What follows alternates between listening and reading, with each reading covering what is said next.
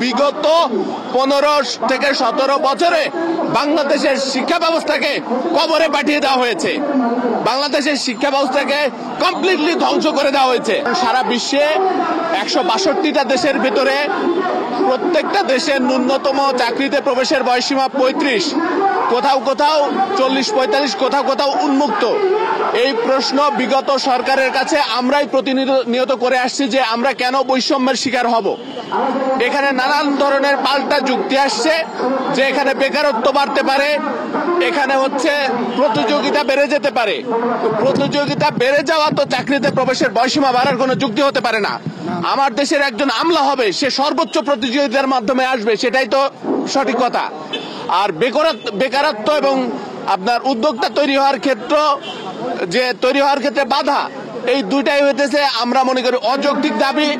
কারণ বর্তমানে চাকরিতে প্রবেশের বয়সসীমা 30 থাকার কারণে একজন স্টুডেন্ট যখন গ্রাজুয়েশন শেষ করে বের হচ্ছে 26-27 বছরে, তখন কিন্তু সে ঝুঁকি নেওয়ার সাহস করতে পারতেছে না। কারণ তার সামনে 30 নামক ব্যারিয়ার আছে। এই ব্যারিয়ার থাকার কারণে সে কিন্তু বাধ্য হয়ে সরকারি সব থেকে নিরাপদ যে জায়গাটা সরকারি চাকরি, সেই জায়গা দিকে ধাবিত হচ্ছে। এই কারণে প্রায় 26 লক্ষ বেকার ফোর্সড আনএমপ্লয়মেন্ট থাকতে বাধ্য হচ্ছে।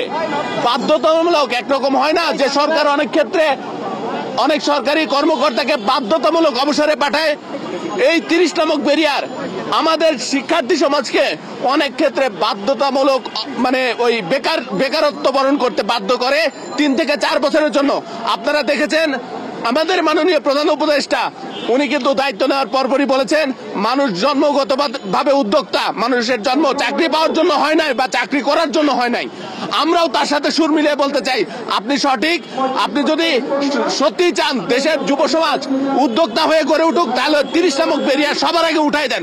কারণ 30 যতদিন থাকবে ততদিন ফোর্স আনএমপ্লয়মেন্ট থাকবে।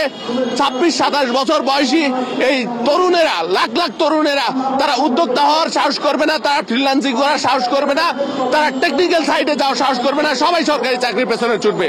সুতরাং বেকার দূরীকরণ বলেন বা বৈষম্য দূরীকরণ বলেন, যে কোনো বিবেচনায় এই 30 নামক বেরিয়ার সবার আগে উঠে দেওয়া উচিত।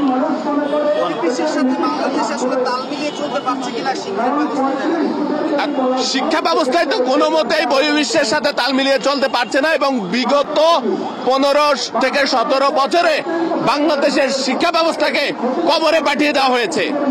বাংলাদেশের শিক্ষা ব্যবস্থাকে কমপ্লিটলি ধ্বংস করে দেওয়া হয়েছে। আমরা যেহেতু বাক স্বাধীনতার সরকার পেয়েছি, আমরা যেহেতু ছাত্র জনতার সরকার পেয়েছি, শিক্ষা ব্যবস্থায় সংস্কার আনা হচ্ছে এবং বহির্বিশ্বের সাথে তাল মিলিয়ে শিক্ষা ব্যবস্থার সংস্কারের পাশাপাশি আমরা অনতিবিলম্বে বহির্বিশ্বের সাথে তাল মিলিয়ে আন্তর্জাতিক মানদণ্ড অনুযায়ী চাকরিতে প্রবেশের বয়সসীমা ন্যূনতম 35, ক্ষেত্র বিশেষে উন্মুক্ত চাই। একজন শিক্ষকতা করবে, তাকে কেন বয়সের ব্যারিয়ার দিয়ে বেঁধে রাখা হবে? সেখানে কি শারীরিক যোগ্যতার দরকার হয়? একজন ম্যানেজারিয়াল জব করবে, সেখানে কি শারীরিক যোগ্যতার দরকার হয় যে সেখানে বয়স দিয়ে ব্যারিয়ার দিয়ে রাখা হবে? একজন মানুষ তো ব্যবসা করতে গিয়ে সে ক্ষতির সম্মুখীন হতে পারে, তার ব্যবসা ধ্বংস হয়ে যেতে পারে। তা তো যাওয়ার একটা জায়গা থাকতে হবে। একটা রাষ্ট্র তো একটা সিদ্ধান্ত নিতে হয়, বা রাষ্ট্র সিদ্ধান্ত নেয় সারা দেশের সকল জনগণের স্বার্থের কথা বিবেচনা করে। সুতরাং সবার স্বার্থের কথা বিবেচনা করে হলেও এবং একটা প্রকৃত ওয়েলফেয়ার স্টেট গঠন করার জন্য হলেও এই দাবি অনতিবিলম্বে আমরা চাই বাস্তবায়ন হোক।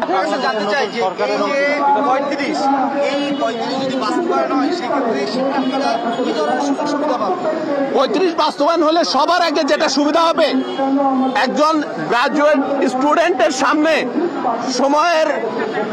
সময়টা বেড়ে যাবে। সে আপনার উদ্যোক্তা হওয়ার ঝুঁকি নিতে পারবে, অন্যান্য পেশায় যাওয়ার ঝুঁকি নিতে পারবে, এবং একই সাথে এই যে 26-27 বছর বয়সে একজন স্টুডেন্ট গ্রাজুয়েশন শেষ করার পরে সে পোস্ট আনএমপ্লয়মেন্ট বরণ করে নিতে বাধ্য হচ্ছে, সেই প্রবণতা থেকে বের হয়ে যাবে।